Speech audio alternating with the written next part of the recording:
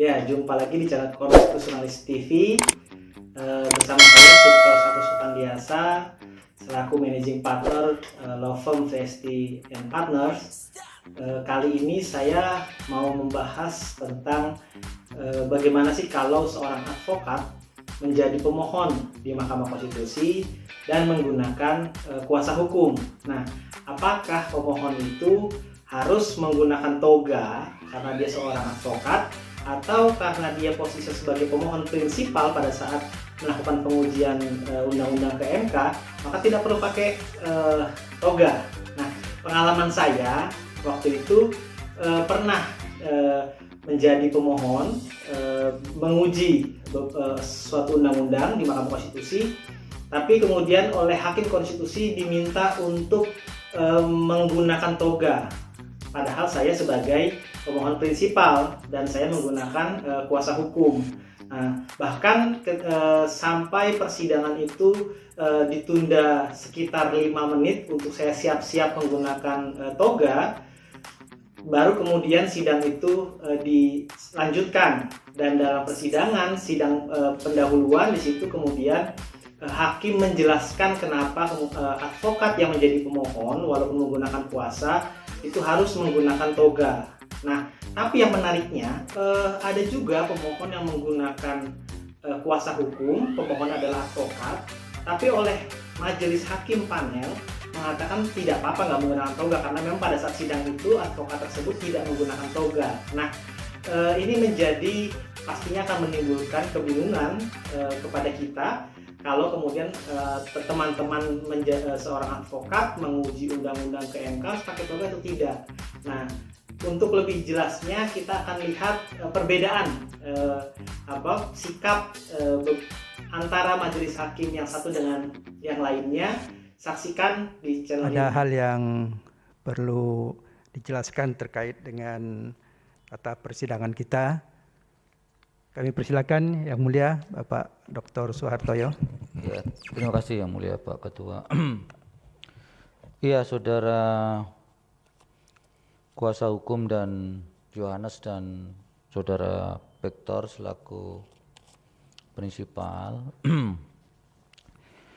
Sebelum dilanjutkan dengan pemaparan substansi permohonan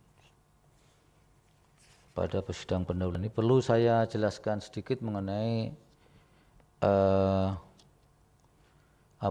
berkaitan dengan pemakaian toga tadi. Jadi sedikit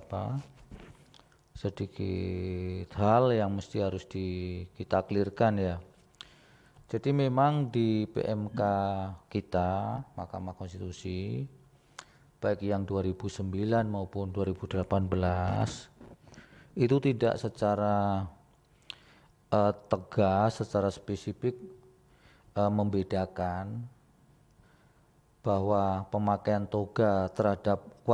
pemakaian toga terhadap seorang advokat itu apakah hanya terbatas pada advokat yang mewakili prinsipal beracara di Mahkamah Konstitusi, ataukah juga termasuk advokat yang sedang memposisikan diri sebagai prinsipal. Itu kita bisa lihat di PMK, kedua PMK itu Pak Victor, sehingga dalam praktek empirik kita selama ini selalu memberlakukan sama, baik prinsipal maupun advokat yang sedang menjalankan fungsi kapasitasnya sebagai kuasa hukum, kita wajibkan menggunakan toga. Tapi ini menjadi kajian ke depan bagi Mahkamah Konstitusi. Memang kalau saudara-saudara pernah beracara di peradilan lain selain Mahkamah Konstitusi, itu sangat dibedakan antara prinsipal dengan kuasa hukum yang seorang advokat. Jadi pemakaian toganya itu menjadi wajib ketika memang dia dalam perkara perdata, dia kuasa hukum dalam perkara perdata pun kadang-kadang ada meskipun advokat tidak pakai toga, apalagi dalam perkara peradilan anak. Kecuali dalam perkara pidana itu wajib wajib menggunakan toga, tapi terhadap seorang penasihat hukum yang mendampingi prinsipal atau terdakwa. Tapi kalau yang jadi terdakwanya adalah advokat, ya memang tidak ada kewajibannya menggunakan toga. Jadi untuk kali ini supaya dipahami bahwa kami tidak memperlakukan secara diskriminasi, itu kami berlakukan untuk semuanya, dan ke depan memang PMK Mahkamah Konstitusi ini akan lebih disempurnakan lagi supaya secara normatif pasal-pasal yang ada yang mengatur tentang pemakaian toga bagi seorang advokat yang dijadikan satu rumpun dengan para pihak, saksi, pengunjung sidang, itu supaya nanti ada pemisahan-pemisahan sehingga ke depan tidak menimbulkan multi tafsir. Mungkin itu saja Pak Yohanes dan Pak Victor. Jadi nanti untuk sampai detik ini kami memperlakukannya sama. Siapapun yang hadir di persidangan, baik dia advokat sebagai kuasa hukum maupun advokat sebagai prinsipal, kami mewajibkan untuk menggunakan pakaian toga. Satu, kemudian yang kedua kan itu juga merupakan kehormatan dan sungguh suatu kebanggaan bagi Anda selaku advokat muda yang mestinya untuk mendapatkan baju kebesaran itu kan tidak mudah dan sangat officium nobilinya kan tercermin di situ, sehingga kewibawaan, kemudian nama besar itu kan sehingga kalaupun sekarang diwajibkan itu justru mahkamah ingin mengembalikan kepada marwah seorang advokat yang mengemban ada prinsip-prinsip, ada etika-etika yang kemudian membatasi supaya itu harus dijaga. Jadi beda Pak Victor kalau duduk di belakang cuman pakai pakaian biasa dengan pakai toga gitu enggak.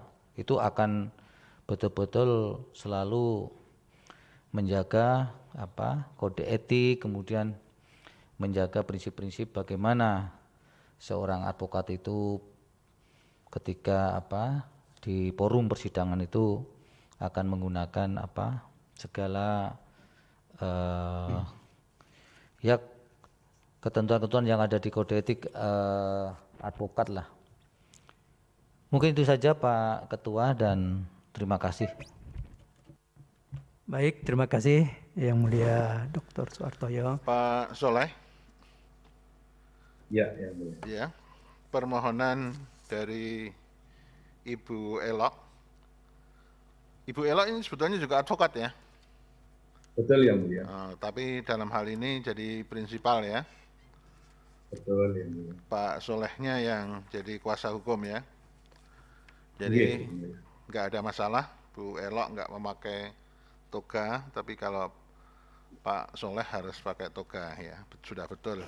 Siap. Nah, gimana? Jadi udah lihat kan ada perbedaan antara waktu saya menjadi pemohon. Nah, sekarang di tahun 2021 itu seorang advokat yang menjadi pemohon tidak perlu menggunakan toga menurut keputusan dari majelis hakim pada saat sidang panel seperti yang tadi teman-teman sudah saksikan. Ya, jangan lupa subscribe channel ini dan tonton terus videonya untuk mendapatkan informasi-informasi terbaru tentang Mahkamah Konstitusi.